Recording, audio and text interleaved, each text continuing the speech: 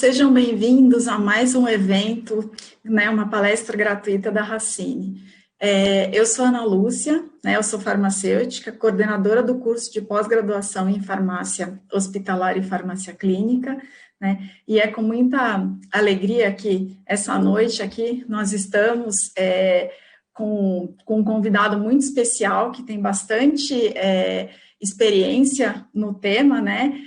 A gente vai falar hoje um pouquinho de um dos aspectos que vai ter bastante impacto e vai ser de grande relevância dentro da farmácia hospitalar, que é o Sistema Nacional de Controle de Medicamentos, né? Então, o Sistema Nacional de Controle de Medicamentos e a farmácia hospitalar, nós estamos preparados?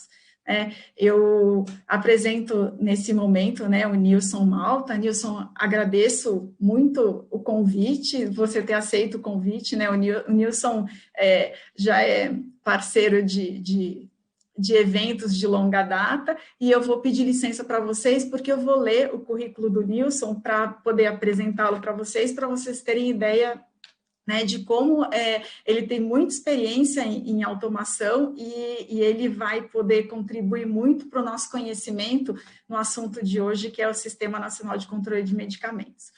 O Nilson, ele é farmacêutico graduado pela Faculdade de Ciências Farmacêuticas da Universidade de São Paulo, especialista em administração hospitalar e sistemas de saúde pela Escola de Administração de Empresas de São Paulo, da Fundação Getúlio Vargas. Ele é docente das disciplinas de automação e cálculos farmacêuticos no curso de pós-graduação em farmácia clínica e hospitalar do Hospital Albert Einstein. Ele é representante da Associação Nacional de Hospitais Privados, a ANAP, nos comitês de tecnologia e gestor do Sistema Nacional de Controle de Medicamentos na Agência Nacional de Vigilância Sanitária. Ele também é coordenador do grupo de trabalho de rastreabilidade de medicamentos na ANAP e é palestrante em eventos no Brasil e exterior. Ele é diretor setorial de saúde da Associação Brasileira de Automação, que é o GS1 Brasil, e especialista em rastreabilidade, certificado pela GS1 Brasil, e gerente de automação do Hospital Israelita Albert Einstein. Então, Nilson, seja bem-vindo e agradeço novamente você ter aceito o convite para falar de um assunto que é tão desafiador para a gente na farmácia hospitalar.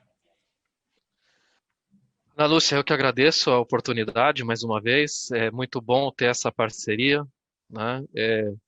Eu sou uma pessoa que gosto muito de fazer isso que você me chamou para fazer, né? Eu gosto de compartilhar informação, gosto de propagar coisas do nosso conhecimento que eu não gosto de segurar para mim, não, né? Tem quem gosta, eu não gosto.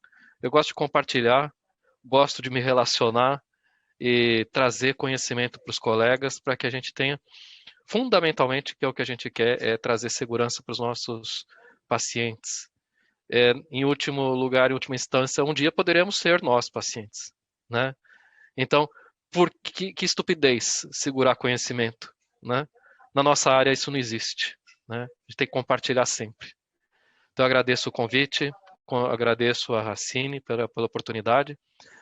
Vou trazer então um pouquinho para vocês do que temos de mais recente sobre esse tema, que já vem de tanto tempo, né? Mas antes de começar, eu tenho um videozinho para apresentar, para introduzir. Ele foca um aspecto específico, mas eu vou ampliar depois o tratamento desse tema, tá? Então vou passar para vocês. Ele está em inglês, nada de mais problemático. Vocês vão perceber que é tranquilo. É só esperar aqui o nosso YouTube abrir.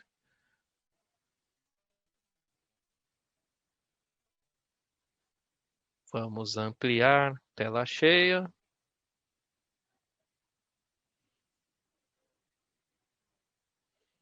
É lento, mas abre, pessoal.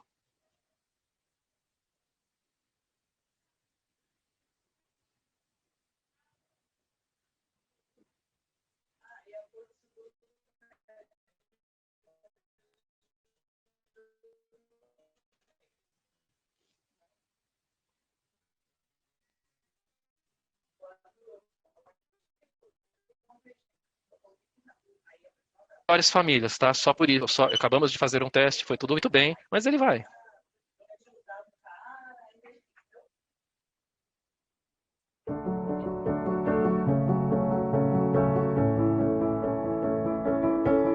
When you take a medicine, you expect it to help you, right? This isn't always the case. Fake medicines are becoming more and more common around the world.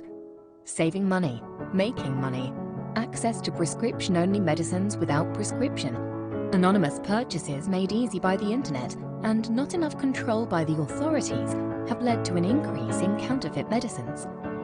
With fakes being so hard to recognize, it can be easy for one to make it into your home, and even worse, into your body. With 10 to 30% of medicines worldwide being fake, the chance of being harmed is greater than you might expect. Fake medicines have been found in both developing and developed countries. They can have devastating consequences. They can lead to permanent injury or even death. Can you choose the real medicine?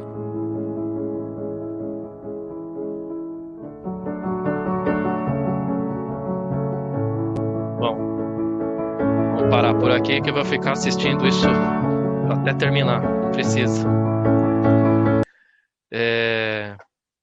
Então, vejam só, tá? Trocando em miúdos ali, de repente, apesar de ser um inglês bem pausado, bem claro, né? De repente alguém com maior dificuldade, né? Vamos tentar fazer uma tradução bem rápida.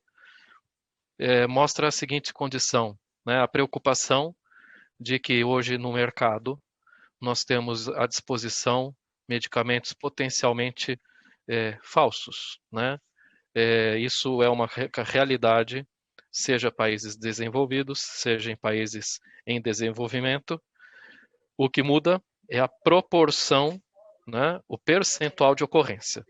Então, estima-se que em países em desenvolvimento, isso possa ocorrer em 30% dos medicamentos. Também se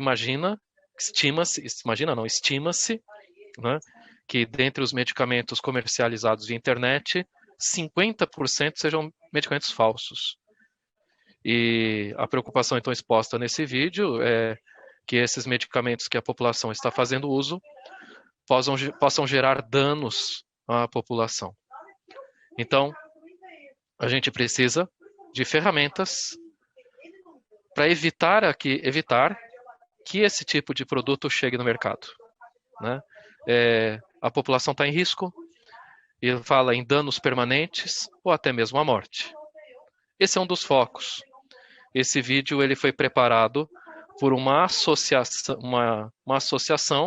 no exterior, né, que é um agrupamento de várias associações de profissionais de saúde, trabalhando então esse tema para se evitar ou se trabalhar em políticas para se controlar a falsificação de medicamentos.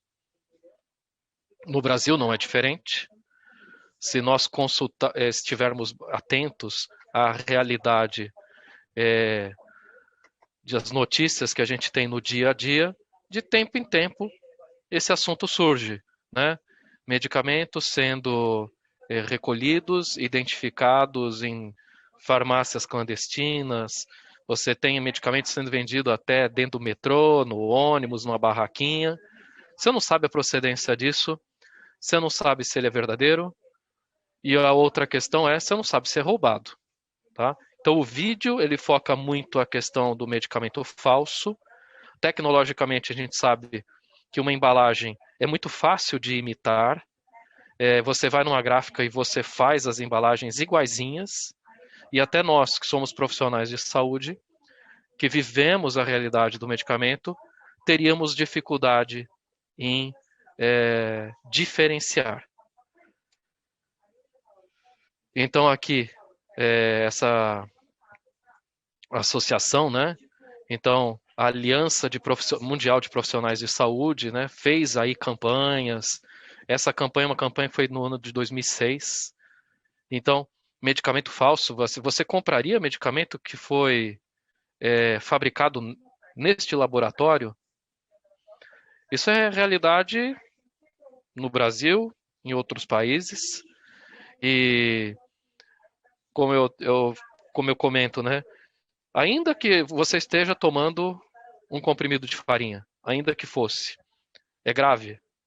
é muito grave, porque você não está tratando a tua doença, você está deixando o seu prognóstico piorar, a sua evolução da sua doença deixando que ela se agrave, né?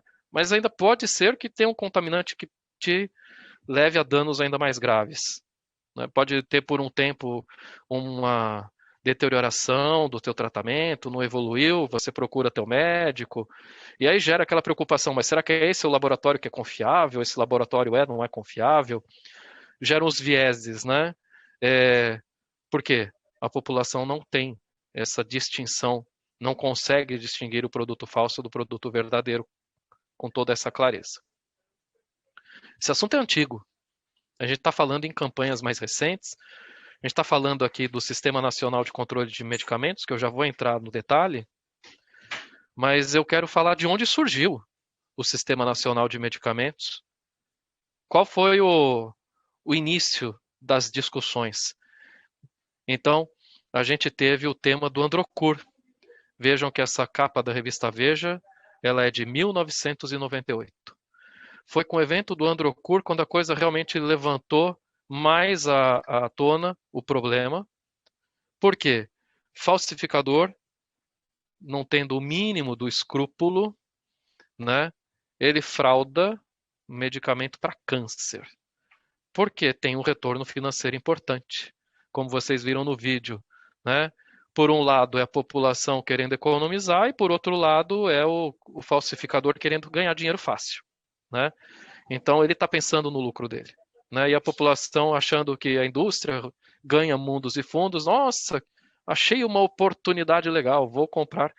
É a mesma coisa do CD pirata de outras coisas, né? Vamos fazer uma economia, né?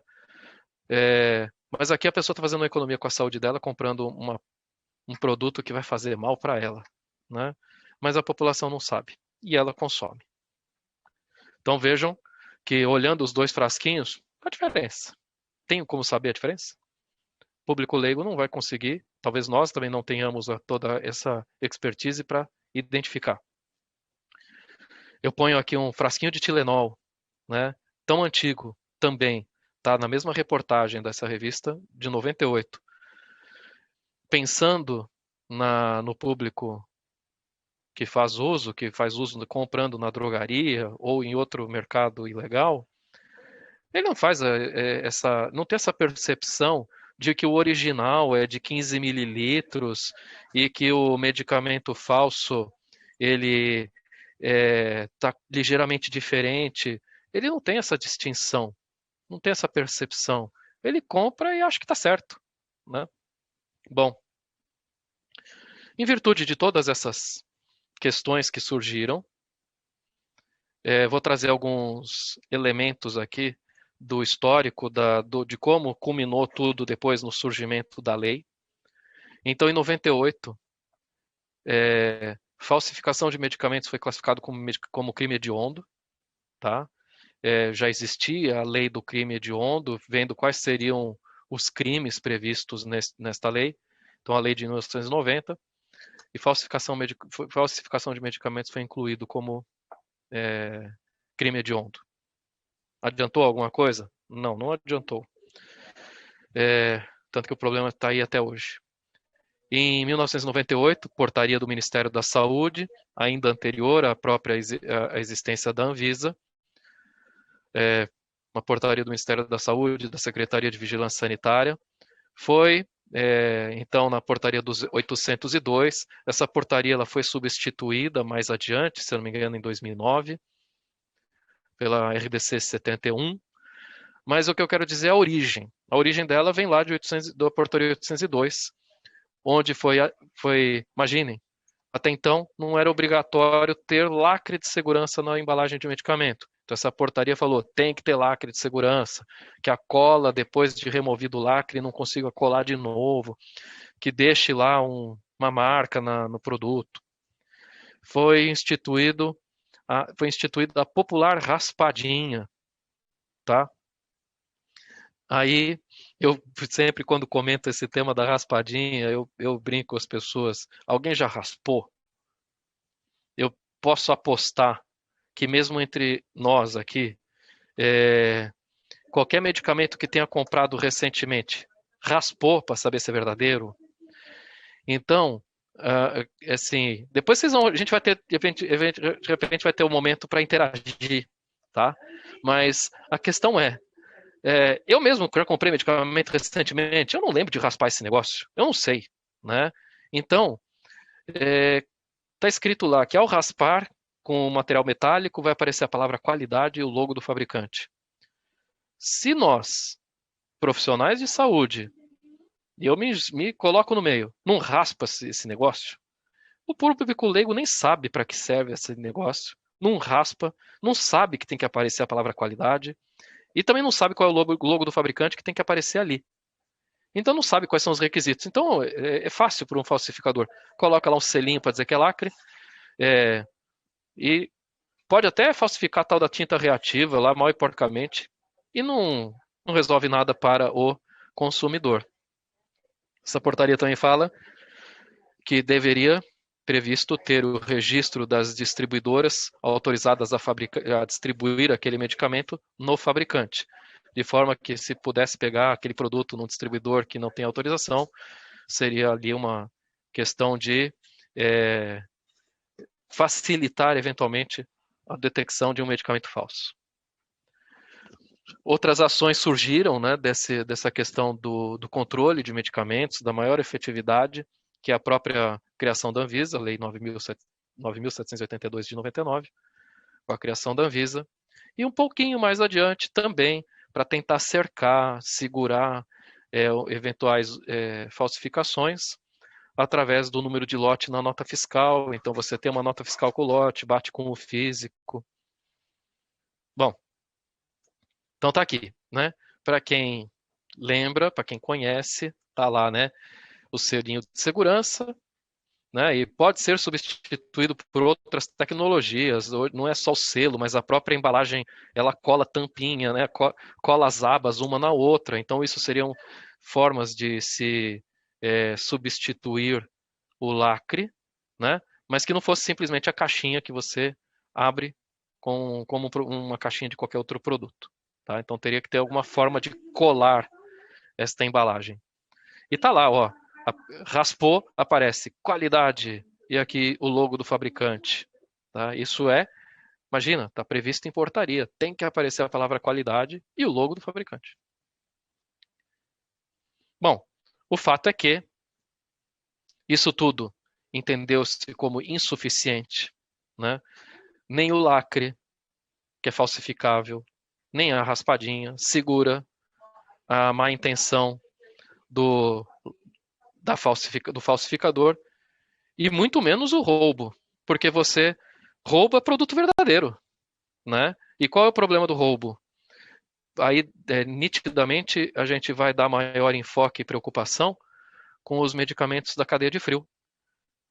E quanto que a gente não vê aí, né? Quem rouba quer? Quer roubar droga cara.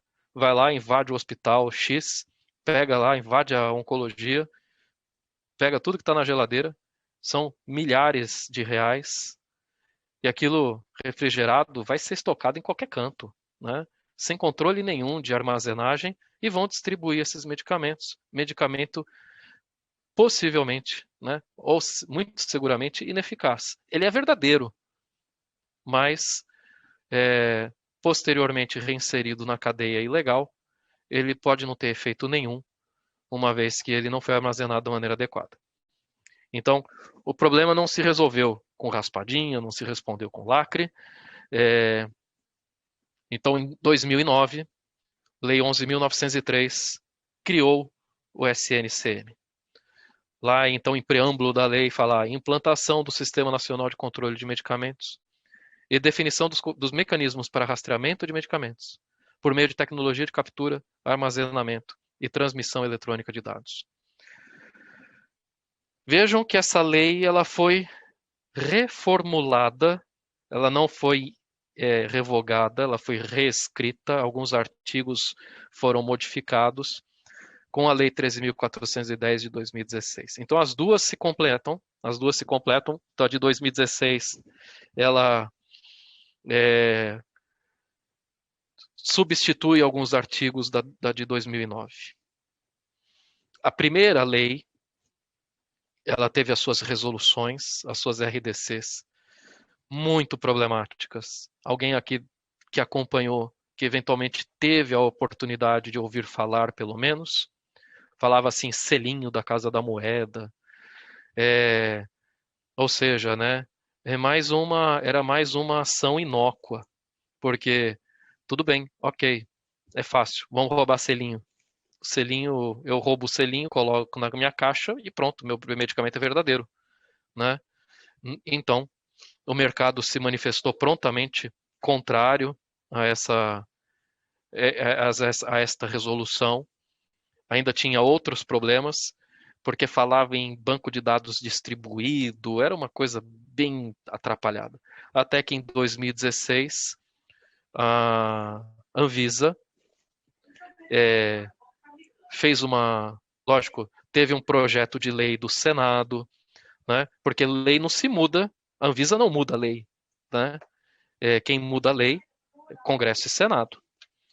Daí, em 2015 e 2016, houve lá um projeto de lei do Senado propondo modificação na lei por conta de todo este imbróglio, né, dessas RDCs, porque a lei original de 2009 previa implantação em 2012. Imagina em 2015, 2016, a gente não tinha nada definido, nada. E a lei em vigor, sem nenhuma definição, porque a Anvisa estipulou um negócio totalmente esdrúxulo e a lei também tinha alguns ajustes que precisavam ser feitos. Então, em 2016, temos uma lei, em 2017, uma nova regulação, uma nova RDC, né, mostrando como deveria ser feito. E o mercado muito bem aceitou essa nova forma de se rastrear os medicamentos de maneira muito eficaz. Antes, a previsão nas primeiras RDCs é que o controle seria feito de rastreamento, seria concedido pela Anvisa, né? Umas coisas totalmente surreais. Então, o que fala o SNCM? Hoje, né, não vou perder tempo falando sobre o passado, que não é pertinente, né? Vamos falar o hoje. O que está definido? Nós temos aqui representados os elos da cadeia comercial, detentor de registro, distribuidor e dispensador. Assim eles foram denominados. Tá? Detentor de registro, tem aqui o desenhozinho de uma fábrica, mas nem todo detentor de registro é fabricante. Tá? O detentor de registro, ele pode tanto terceirizar sua fabricação para outra empresa, mas ele é o detentor do registro, mas ele fabrica na planta de outro. Assim como o detentor de registro pode ser um importador. Então, este cara é responsável por comunicar ao Sistema Nacional de Controle de Medicamentos, que é um banco de dados centralizado, de tudo o que ela fabricou e está pronto para o comércio, pronto para ser distribuído ao mercado. Então, o que a gente chama de ativação do produto. Então, cada embalagem, como vocês viram nesse slide anterior, vai receber um código, que eu vou trabalhar bem essa informação com vocês, com um número serializado. Então, este número é gerado pelo fabricante, pelo detentor do registro. Tá?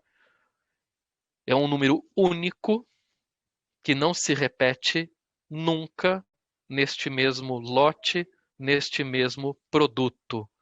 Eu vou detalhar um pouquinho essas informações para vocês. O que é isto, né? Com mais cuidado ainda.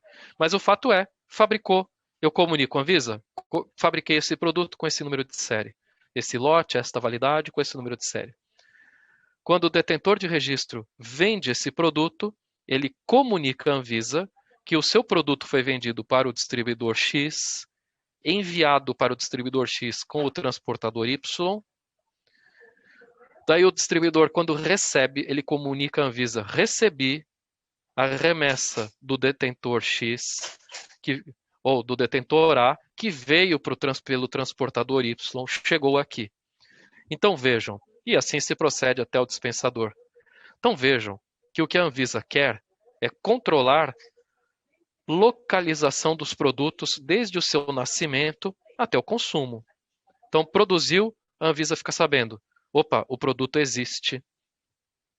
O produto foi vendido para o distribuidor X e o distribuidor X depois acusa que recebeu, de forma que lá no seu banco de dados a Anvisa tem total visualização, visibilidade completa da distribuição de medicamentos pelo mercado nacional, tá? De todos os produtos verdadeiros, de modo que um fiscal, ao abordar uma dessas entidades, seja lá onde for, através deste código, ele pode escanear esse código e saber se esse produto é um produto válido dentro do SNCM, dentro da base de dados da Anvisa. E dependendo da localidade onde o fiscal escaneou o produto, ele vai ver se não só ele é verdadeiro, mas como se a localização dele está correta. Opa, eu tô na drogaria X em São Paulo e está aqui acusando que esse produto ele deveria estar em Goiânia. Opa, como é que ele veio parar aqui? Tem alguma coisa errada. Então ele tem como rastrear todos os eventos de movimentação no SNCM para ver se houve algum gap de comunicação ou se trata de produto roubado, porque inclusive é previsto dentro da lei que roubo, desvio, né, eventos desse tipo tenham notificação compulsória. Então, imagine que o distribuidor vendeu para o hospital e esse caminhão foi roubado no meio do caminho. Como eu comuniquei para a Anvisa todos os números de série que estão sendo transportados, eu consigo pegar esta mensagem, o conteúdo dessa mensagem, e solicitar para a Anvisa, através de uma comunicação que tem estrutura já pré-definida, tem um manual de implantação disponível no site da Anvisa. Então, falando, olha, todo esse conteúdo aqui foi roubado. E esse conteúdo entra na lista negra de produtos roubados do sistema. Então, quando um fiscal pegar esse produto e escanear, se a comunicação tiver sido realizada, ele já vai detectar lá que o produto trata-se de produto roubado.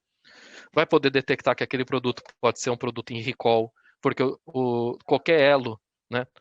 Na verdade, os roubos qualquer elo comunica, mas no caso do detentor de registro, ele vai poder comunicar um recall, ou a própria Anvisa vai determinar o recall dentro do banco de dados daquele produto. Então, ao escanear, você vai lá e vê, opa, produto em recall, tá? Então, isso é o que é previsto pela lei. Comunicação vertical. Vejam que o produto fisicamente ele se move na horizontal, nesse desenho, e a comunicação dos eventos previsto em lei é uma comunicação vertical. Os elos se comunicam com o banco de dados. A Anvisa não vai fornecer sistema nenhum para o usuário. Cada um usa o seu sistema na sua casa, né, no seu estabelecimento, e este teu sistema deverá estar apto a enviar as suas comunicações para o banco de dados da Anvisa, e a Anvisa, vejam que essa seta ela vai e ela volta. Então a Anvisa devolve para o teu sistema se aquela comunicação foi feita com êxito e se aquela comunicação ela foi uma comunicação válida. Então, por exemplo, se você recebeu um produto dentro da tua farmácia e aquele produto recebido não tinha como destino você, o sistema vai recusar o recebimento. Por isso que existe a mensagem do distribuidor dizendo, ó, vendi para o hospital XYZ. O hospital XYZ acusa o recebimento de um lote que não era o seu destino, a Anvisa alerta. Produto recebido, número de série não aceito. Tem lá uma mensagem, uma proposta de mensagem de resposta de erro. Está lá no manual de implantação todas as possibilidades de resposta de erro do sistema.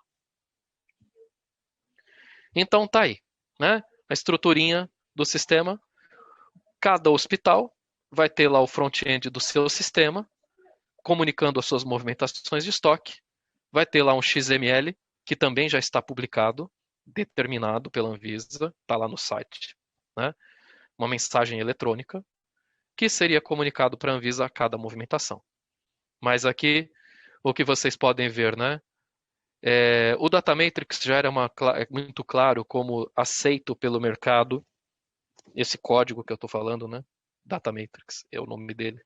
Ele já foi muito bem difundido e aceito pelo mercado desde a primeira lei, porque inclusive houve pilotos independentes da Anvisa, independente de lei, envolvendo isto. Então o que eu quero chamar a atenção? Esse produto fabricado em 2013, validade em 2015, é anterior à lei de 2016, mas o mercado já tinha antecipado isto como um entendimento de que dentro das RDCs originais da lei de 2009 já falava nesse tipo de codificação, já falava, mas essa codificação teria um número de série fornecido pela Anvisa, selinho da Casa da Moeda, uma maluquice. Então, os fornecedores, alguns, se anteciparam e começaram a fazer. E até hoje, né, o que nós temos? Muitos fabricantes já se organizando para colocar esta informação nas embalagens. Eu aposto aqui, entre vocês que estão nos assistindo hoje, podem chegar no estoque de vocês e vocês vão encontrar já muitos produtos com esse padrão de identificação. Tá? A questão é que o banco de dados da Anvisa ainda não está no ar. Ainda tem uma fase de ajustes, fase de adaptação, que é de 3 anos, já vou falar sobre prazo, e nós ainda estamos nos 3 anos de adequação das instituições para a adoção dessa comunicação, tá, desse XML sendo trafegado. Então está aqui, como previsto na RDC 157 de 2017. Essa RDC também ela foi reformada pela RDC 319, mas a 157 continua valendo. Então fala que os medicamentos, o próprio detentor de registro, na lei anterior não tinha isso, na RDC da lei anterior não era previsto assim, mas o detentor de registro é responsável pela gestão deste identificador, deste código Data Matrix, que foi apelidado pela Anvisa de identificador único de medicamentos, que deverá conter, nesta ordem, GTIN da apresentação, GTIN, mais comumente conhecido no mercado como código EAN, ou seja, dentro daquele código, daquele monte de pontinho branco e preto que vocês viram, ali dentro tem o código do produto. Tá? Então esse código também vai poder ser e deverá ser utilizado no ponto de venda de drogarias. Tá? Então, no futuro, a expectativa é que aquele código de barras que nós temos nos produtos, nos medicamentos hoje, futuramente ele seja removido. Tá? Ele não exista mais a necessidade de existir, porque ao bipar no ponto de venda ou nos hospitais, dependendo do cenário do hospital, vai ser bipado este código bidimensional como única informação a ser passada tanto para a sua operação dentro da instituição, como é que ele que porta os dados necessários para serem comunicados com a Anvisa. Dentro desse código também haverá o registro, né, o número de registro na Anvisa, desnecessário, mas a Anvisa pediu. Como a gente não estava querendo brigar com a Anvisa, deixa pôr, embora inútil, deixa pôr. Né, não tem nenhuma relevância esse código lá para a questão de falsificação. Código serial, aí vem então o número aleatório. Vejam que esse número ele é aleatório. Veja que esse produto nesse fabricante não é assim, produto número 1, produto número 2, produto número 3. Fosse assim, seria fácil falsificar. Né? E aí a falsificação gerariam clones, né? Produtos clone. Porque é só fabricar número 1, número 2, número 3, número 4, porque seguramente aquele fabricante vai ter o número 1, número 2, número 3, número 4. A boa prática da serialização sugere que os produtos tenham um número de 20 caracteres alfanuméricos aleatório, randomizado. Isso controlado pelo próprio sistema do detentor de registro do fabricante no ato da impressão desse código. Data de validade, o que é bastante interessante, porque no recebimento da instituição, bipou o código, você não precisa digitar, né? assim como o lote. Você não precisa digitar no teu sistema que está recebendo aquele lote, recebendo aquele produto naquela validade. Ao bipar o código, o teu leitor captura a informação e já preenche os campos do teu sistema. E aqui um ponto que eu tinha comentado, mas aqui então dando mais detalhe. Vedada a repetição do código serial entre unidades de uma mesma apresentação de medicamento. Ou seja, dentro do mesmo GTIM ou dentro do mesmo EAN. Vamos lá pensar. Eu tenho dipirona, 1 grama, caixa com 30 comprimidos. Eu não posso ter o mesmo serial repetido nesta apresentação, mas eu posso ter este mesmo serial repetido na dipirona de 1 grama, caixa com 10 comprimidos. É outra apresentação. Outra apresentação é outro GTIM, é outro EAN. Então, trata-se de uma outra sequência numérica para controle de outro produto. Esse número serial, então, pode se repetir. Assim como pode se repetir, obviamente, entre fabricantes diferentes. Mas vejam, 20 dígitos multiplica, né, alfanuméricos, multiplicar 36 vezes 36 vezes 36 vezes 36, 20 vezes. Né? 36 elevado à 20ª potência.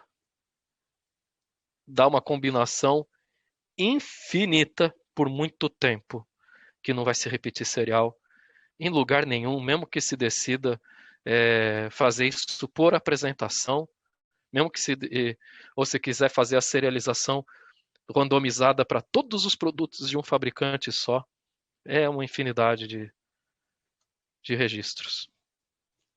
Bom, o Datamatrix, só para vocês entenderem. O Datamatrix é esse carinha, tá? Ele tem formatos, pode ter formato quadrado, pode ter um formato em retângulo, tá? Por que que um decide de um formato e outro decide do outro? Muitas vezes é pelo espaço disponível. O formato quadrado ele é mais usual e ele permite uma quantidade maior de dados. Essa é a grande vantagem, mas pode ser tanto quadrado quanto retângulo. Isso não foi definido em RDC, não. Tem que ter o Datamatrix, tanto que caiba o conteúdo. O problema é que o quadrado, cabendo mais dados, você consegue colocar essas informações todas do que no formato retângulo. Quanto mais informação você põe, o código fica maior também, tá? Mas em área, ele comporta mais dados do que esse cara aqui. Como é que eu identifico um Datamatrix? Ele tem sempre esse formato. Tem esse L de preto contínuo e a parte do L contraposto, né, ao L contínuo, tem um L intermitente. Tá? Então, vocês vão ver sempre esse padrão. Eu tenho ponto preto, branco, preto, branco, preto, branco, preto, branco nesse eixo, nesse XY, né, superior e direito, do lado direito, e o L contínuo, preto, esquerdo e inferior. Lógico que você pode girar isso daqui, né? Mas para facilitar a visualização, normalmente a gente põe o Datamatrix neste posicionamento. Agora, tem um detalhe importante. Eu vou apresentar, mas eu não quero me alongar demais, que senão eu estouro meu tempo. Né? Um código Datamatrix ele permite colocar até 2.335 caracteres alfanuméricos. Só que lógico, né? Cabe um mundo de informação e o nosso não precisa tudo isso. O que precisa caber é aquele sériezinho de informações que estão previstas na RDC. O padrão Datamatrix é simplesmente um formato de impressão. Isso aqui chama-se Datamatrix. Agora, existe uma questão que é padrão GS1 Datamatrix. O GS1 Datamatrix, ele estrutura os dados aqui dentro de uma maneira diferenciada, tá? Que a gente chama de estrutura por identificadores de aplicação. Então, os códigos dentro, a série numérica dentro desse código de barras, que não são mais barras, mas a gente continua usando a terminologia código de barras, mas dentro desse código bidimensional, esses dados estão estruturados por títulos de identificação. Então, que eu tenho aqui? Tá? Eu tenho uma string de dados, que sempre que for um código GS1, ele começa com esse prefixozinho aqui, chamado FNC1. O leitor de código de barras, ele não mostra para o usuário isto, mas está dentro do código. Tá? E se eu quiser configurar o leitor para me mostrar este FNC1, o que nós veremos não é esse conjunto, é esse prefixo aqui, colchete D2. Este prefixo colchete D2, então conhecido como FNC1, é que me diz, essa string de dados é um GS1 Data Matrix. Tá? Este é um GS1 Data Matrix. E a estrutura posterior, ela é dada por identificadores de aplicação. Eu tenho o primeiro AI, o segundo AI, está em inglês, né? Application Identifier. Então eu tenho o AI1, dado número 1, AI2, dado número 2. Então, aqui é um dos modelos que a gente vai ver. AI01 e o GTIN. AI17 é a validade. AI10 é o lote. E nós teremos outros AIs, diversos outros AIs, né? E previstos aqueles AIs que estão na RDC. Então lá, AI01 é o GTIN. Qual é o formato do dado? Ele tem esse número, são 2 números, que é o próprio AI01, 2 números, mais 14 números. É um comprimento fixo. O GTIN tem comprimento fixo. AI número 10, 2 dígitos. Ele mostra para mim que as informações a seguir trazem lote. Lote são quantos caracteres? Alfanumérico. Esse 3 pontinhos é de até 20 posições. Tá? Ó, comprimento variável com um máximo de 20 caracteres alfanuméricos. Então, estas observações é que a gente tem que ter para traduzir o dado quando escanearmos na nossa rotina. E sempre que eu tiver uma informação variável, vejam que aqui eu estou olhando porque eu já bati o olho e já vi. Tem o número 10 aqui, ó. 10. Lote. A, B, C, D, 1, 2, 3, 4. Lote é até 20 caracteres. Onde que eu sei que o lote acaba? Porque na codificação do Data Matrix se insere um novo FNC1. E esse FNC1 fala, aqui acaba o lote, para que comece uma nova informação. Tá? Bom, então estão aí os dados previstos pela Anvisa, a embalagem, né, aqui é uma proposta de desenho de embalagem, AI01, GTIN, AI113 é o registro da Anvisa, AI21 é o serial, o 17, validade, 10, lote. Tá aí, tá repetido, não precisava nem ter posto de novo isso aqui, já falei. Tá?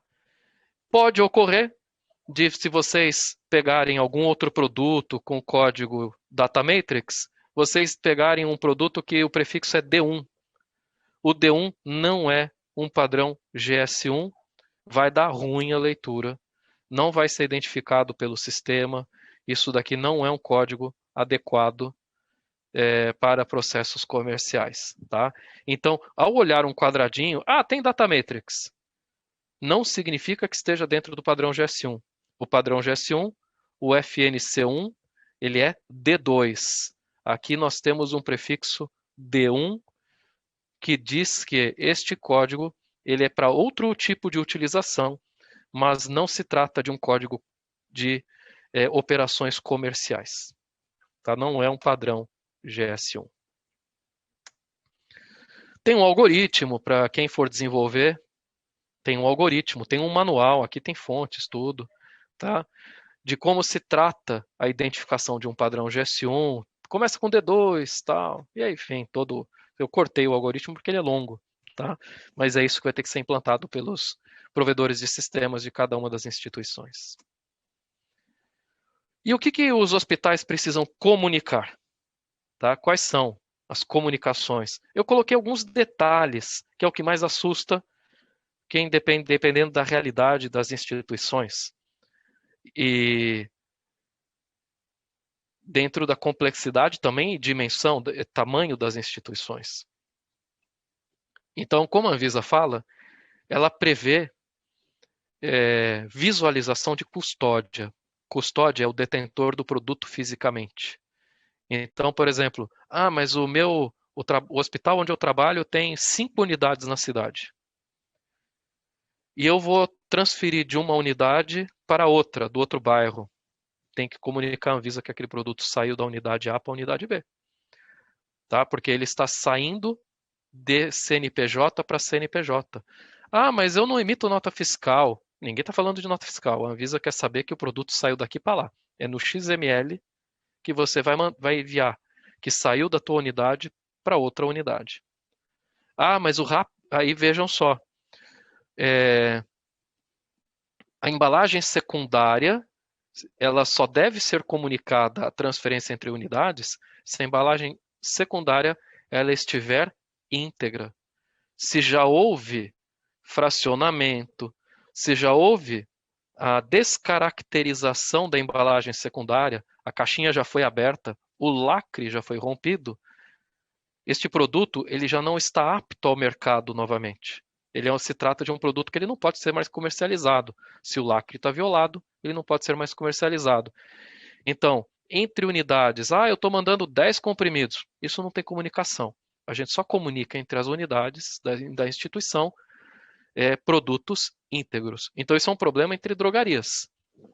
O produto saiu da drogaria A e foi para outra drogaria da mesma rede, tem que comunicar entre drogarias, porque saiu da drogaria A para a drogaria B.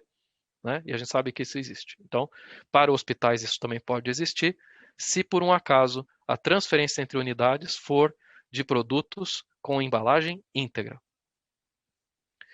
Embalagens individuais versus embalagem múltipla. Então, vamos lá. Tem produto que é 1 para 1. Né? Uma caixinha, uma ampola.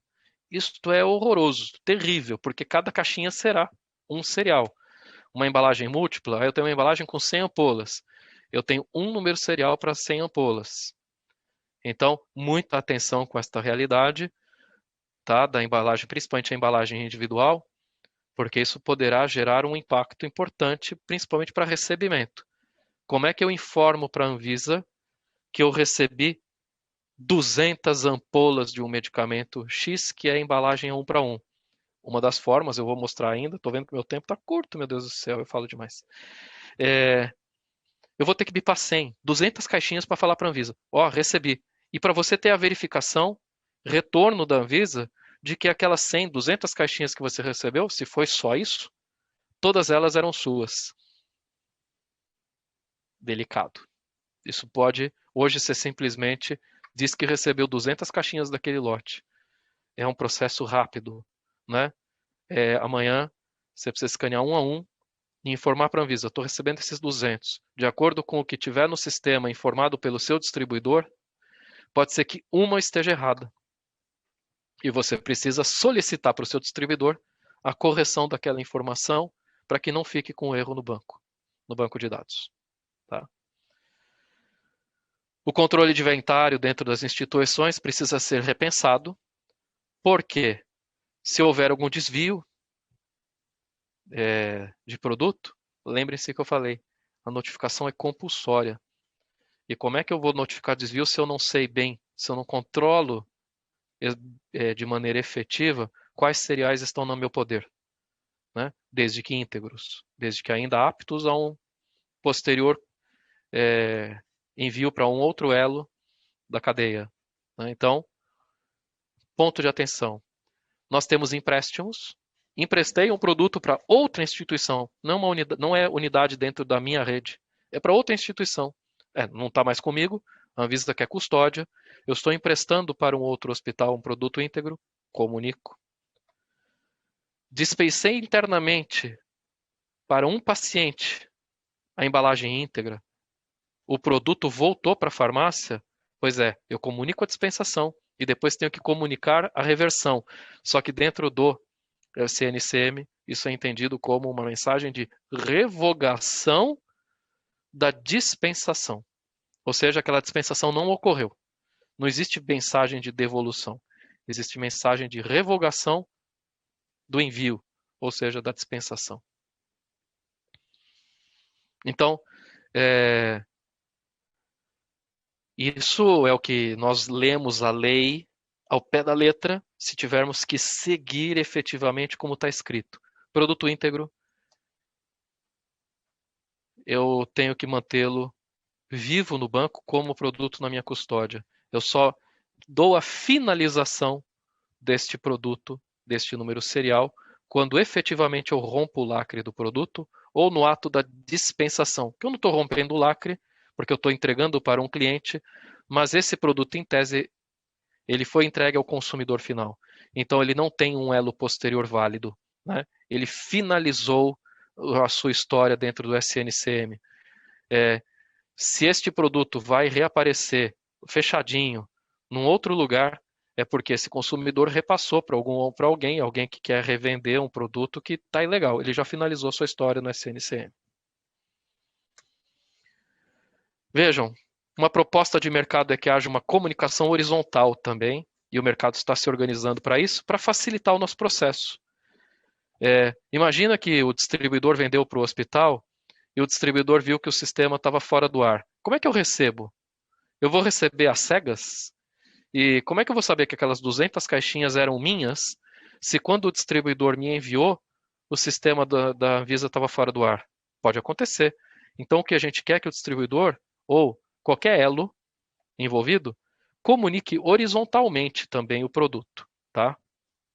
Esse mesmo XML que vai para o banco de dados da Anvisa, que ele também seja comunicado horizontalmente, de forma que quando eu receber, eu não dependa da resposta da Anvisa, porque mesmo quando eu estiver recebendo, pode ser que o banco de dados da Anvisa esteja indisponível e eu não consiga saber se aquilo que eu estou recebendo é meu ou não.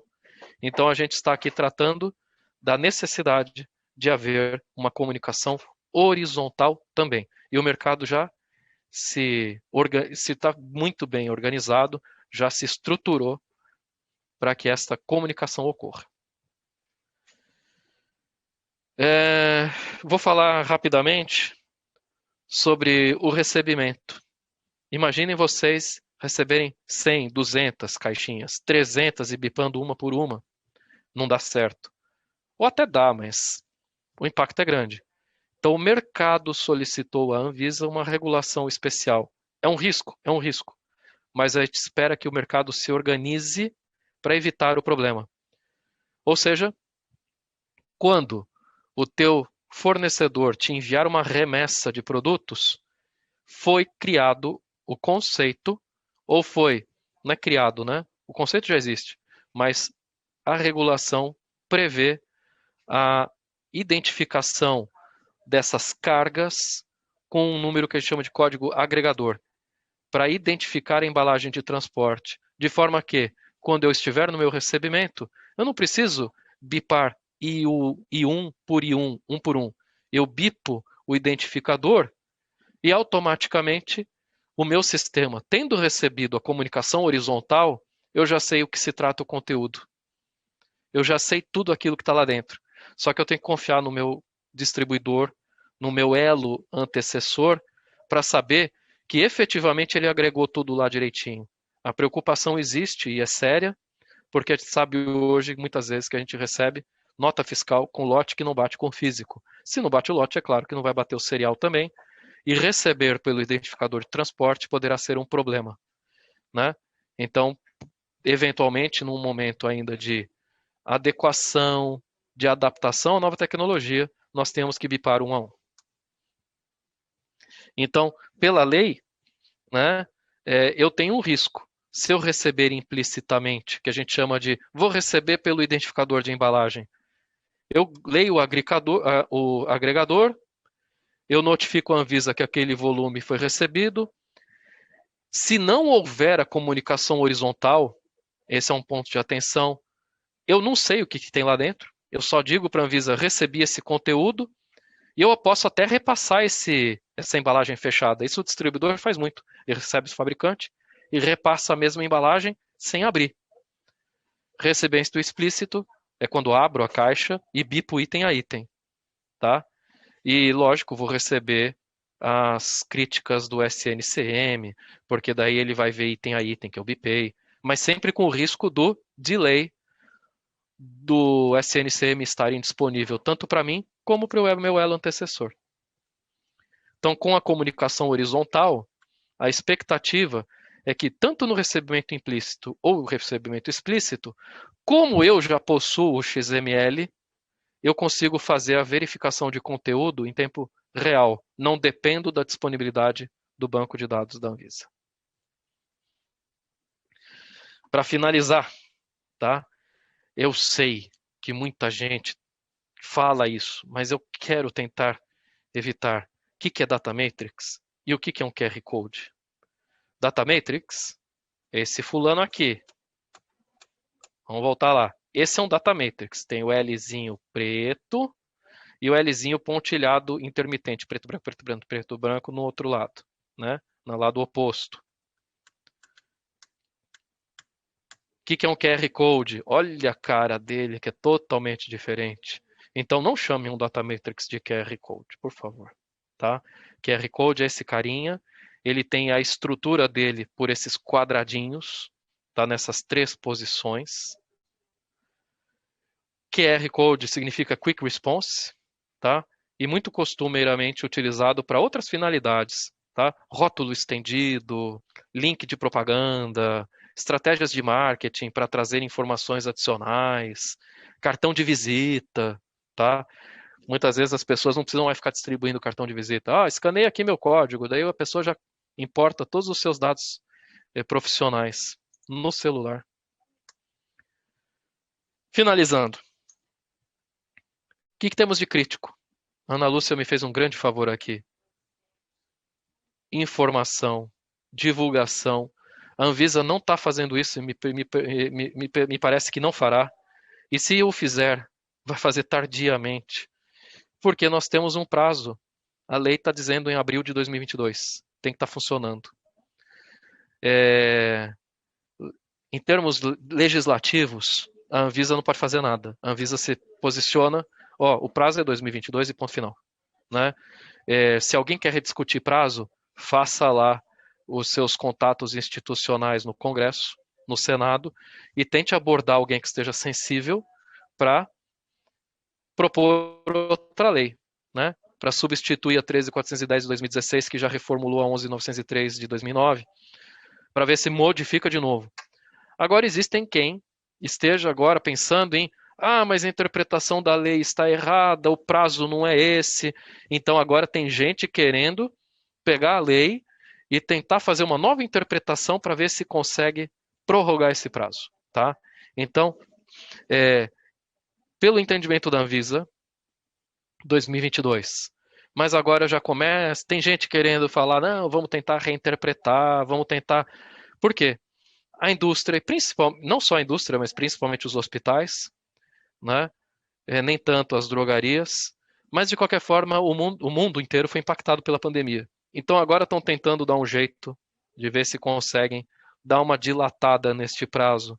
Mas o que eu digo para vocês aqui de concreto, efetivamente ainda não há nada, nenhum outro redirecionamento.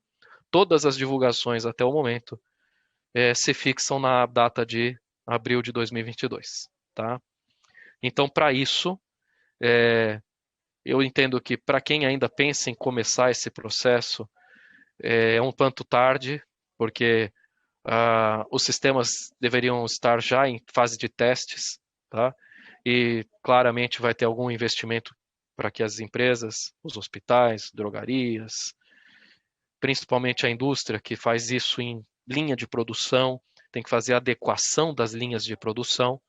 Então são investimentos altos. Tem indústrias ainda questionando porque não conseguiu adequar as linhas. Tem uma discussão ainda a respeito de quais produtos devem passar pela serialização ou não. Essa lista já existia, só que a Anvisa fez uma confusão com a lista. Então existem aí alguns detalhes que estão sendo debatidos, mas até o momento não se fala em alteração de prazo. Como eu disse para vocês, Data Matrix é uma coisa, GS1 Data Matrix outra coisa, QR Code outra coisa. Então, para quem quiser capturar meus dados, né? Ah, Nilson, quero seus dados. Ai, capture aí na tela. Tá aí meu QR Code. Este é QR Code. E é isso, pessoal. 1 horinha, né? Fechamos aqui o conteúdo. Tentei falar da importância, da complexidade de alguma forma. É apenas uma palestra. Sei da complexidade, eu sei que se tivesse que partir para aula de conteúdo, tratar o manual de implantação, todos os detalhes e pormenores, é muito tempo. Então, tentei abordar de uma maneira ampla quais são os rigores, o que se espera, o que é a expectativa do SNCM, essa comunicação vertical, comunicação horizontal e o mecanismo que vai ser utilizado para o rastreamento, que é o GS1 Data Matrix, com a serialização. Tá? Se tiverem perguntas, se algo chegou para vocês, né, Ana Lúcia, se chegou perguntas aí, estou à disposição e espero que o conteúdo tenha sido de acordo com a expectativa de vocês. Oi, Nilson, obrigada. O conteúdo foi, sim, pelo menos da minha expectativa, né? E a preocupação, assim, que tanto você como todas as interfaces que você tem, né? O GS1, a ANAP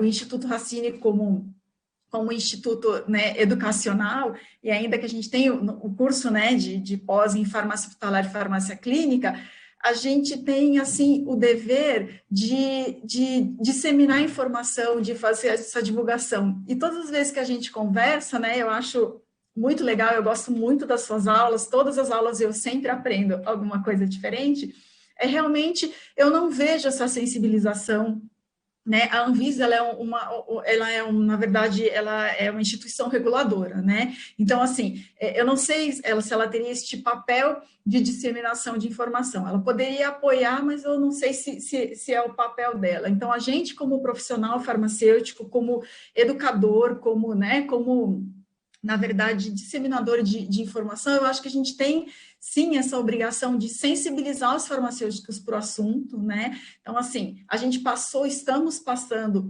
por toda essa crise de pandemia, né?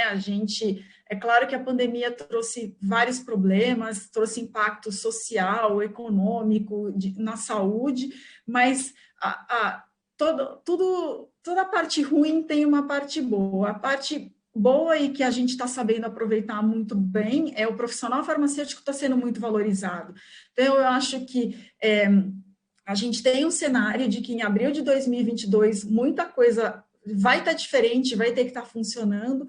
Então, assim, a gente dentro do hospital, dentro da nossa logística, saber que essa legislação existe, que ela está vigente, porque a gente sempre acha que coisas muito grandes, não vai ser implantado. Não, o cenário, se você já disse, vai ser implantado, é isso que a gente tem de informação. Então, assim, eu já fiz interface com quem me fornece a ferramenta de TI, né, o sistema que fez a gestão de estoque, né, eu já, assim, olhando a tua palestra, ela foi muito didática, então ela trouxe um assunto extremamente complexo em algo que palpável, de alguém até mesmo que está escutando pela primeira vez, já sabe para onde tem que correr, né? Então, tu tem algumas perguntas, eu até depois acho que só dessa nosso bate-papo, né, eu vou fazer as perguntas. E a primeira vez que eu escutei falar do Sistema Nacional, eu fiquei bem apreensiva, porque eu não tinha o conhecimento e a gente sempre ficava preocupado com a unitarização. Então, eu acho que isso foi uma das coisas que a lei fez e que eles, nesse momento, fizeram com bastante propriedade, que é assim, o termo até que você usou de custódia, né? Eu tenho custódia e eu tenho que deixar essa custódia registrada enquanto a embalagem ela está apta para ser comercializada. Então, depois que eu faço né, que eu faço, na verdade, que eu fraciono essa unidade, que eu descaracterizo, então eu não precisaria fazer me preocupar em, de repente, colocar no comprimido fracionado a identificação da embalagem que eu fiz o deslacre. Né? Então, isso é até uma das perguntas que a Fabiola fez. Né? Ela perguntou assim, que empréstimo entre entidades diferentes tem que ser embalagem íntegra ou pode ser fracionado? Aí, segue a vida. Como fazemos hoje. Só que se foi a embalagem íntegra, comunica. Pelo rigor da lei, comunica.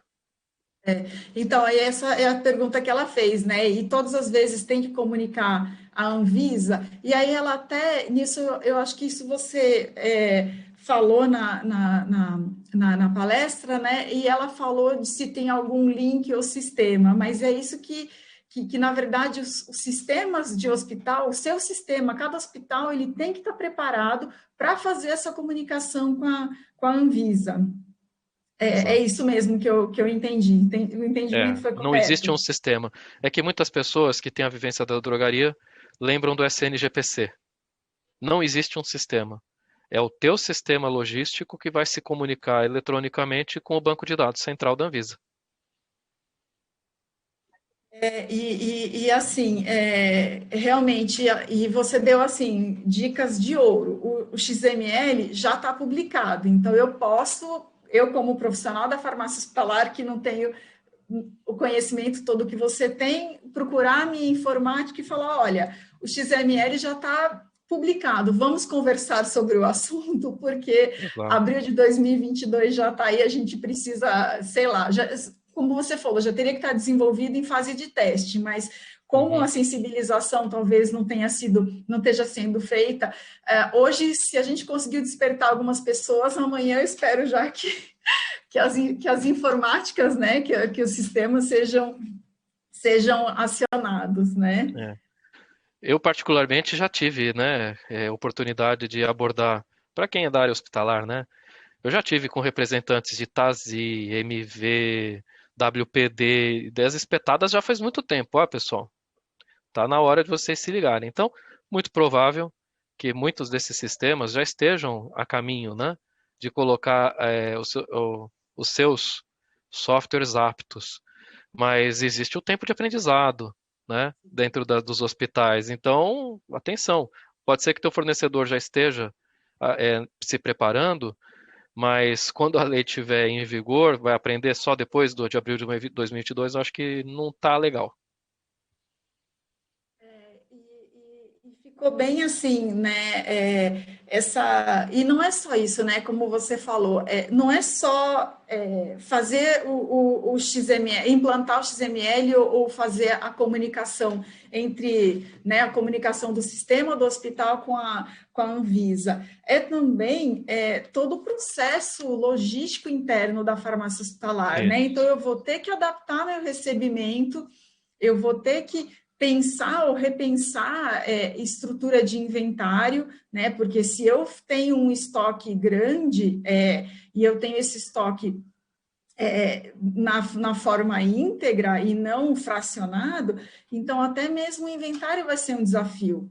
E eu não sei, acho que esta realidade de hospital público e privado, ela é bem diferente. Em hospital público, nós temos as compras, onde a gente tem um estoque médio de 60 a 90 dias. E aí, você já imaginou, eu tenho um hospital, vamos dizer, como o HC, que a gente tem uma farmácia ambulatorial, onde a gente consome só de um item específico 10 milhões de unidades por mês, que seja caixa com 30, mas multiplicando isso por 3, que são 90 dias, né? O quanto de um absurdo.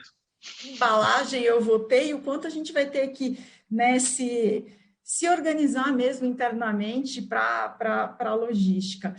Mas, mesmo falando todo esse trabalho, todo esse aprendizado que a gente vai ter, eu só consigo enxergar, na verdade, pontos positivos, porque a gente vai ter mais segurança, né? A gente vai ter a certeza de, literalmente, da onde o medicamento saiu, porque a indústria avisa a Anvisa qual é o distribuidor que ela vendeu, e o distribuidor comunica para que hospital ela vendeu. Então, assim, toda a cadeia medicamentosa vai ficar muito mais segura, porque você vai ter informação de realmente onde o teu produto, de qual foi a jornada do medicamento que está chegando até você. Exato. Ai, Nilson, eu tô realmente muito feliz por você ter aceito o convite, né? Eu acho que a gente, como farmacêutico, como eu falei, como profissional, a gente tem essa obrigação, né, de disseminar informação, de estimular que as pessoas se atentem com uma lei que vai trazer tanto benefício, mas que traz tanto impacto para a farmácia hospitalar, e aí a gente tem que se preparar, né? Temos que nos preparar porque desafios são grandes, né? Vocês participaram você e mais outros hospitais participaram do piloto que a Anvisa fez, Uhum. né? Então, aí, assim, eu acho que na participação desse piloto, acho que é por isso que você percebeu e vivenciou que é para ontem que a gente precisa desenvolver para ter experiência. E aí, se você gostaria de fazer mais algum comentário, né? Deixar mais alguma mensagem para quem está nos assistindo, eu realmente agradeço bastante a sua presença. Eu que agradeço, Ana Lúcia. É prazer apresentar, falar para vocês sobre isso. Mensagem final, que eu já passei, né? Estudem, abordem, você comentou também, abordem seus fornecedores de software, planejem, já tenham um plano aí de cronograma, procurem estudar o tema.